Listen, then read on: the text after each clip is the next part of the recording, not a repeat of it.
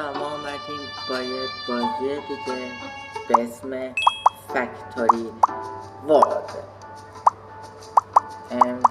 بازی فکتوری خدای من و فکتوری ورد یه بازی مدیریتی و استراتژیه که توش باید کارخونه‌ات رو بسازی و مدیریت کنی.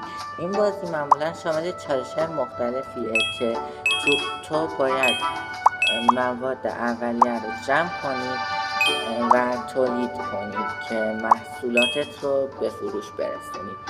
نکات کلیدی برای این بازی یکیش اینه که مثلا باید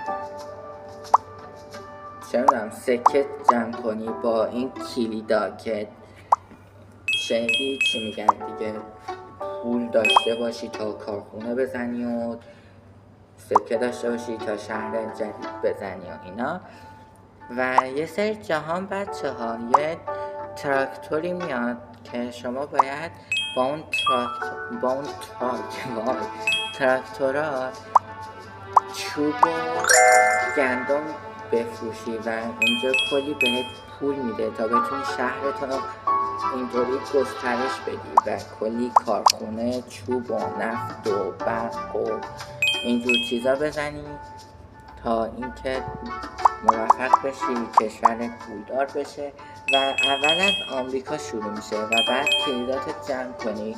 برای کانادا 54 تاست و برای مکزیکو فکر کنم 122 تا بود.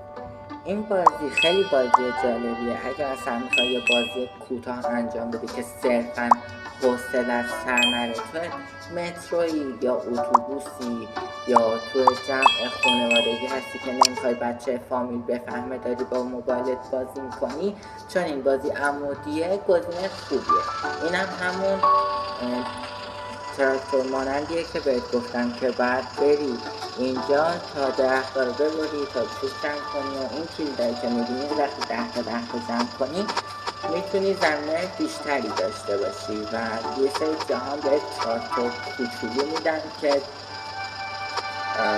چطور بگم زودتر چوبت جمع بشه. یا حتی وقتی که آفلاینی راستی این بازی آنلاینه بچه ها، زمانی که آفلاینی خودش برات جمع میکنه دیگه چوبا، هیچ مشکلی نیست، اصلا دشواره نداره.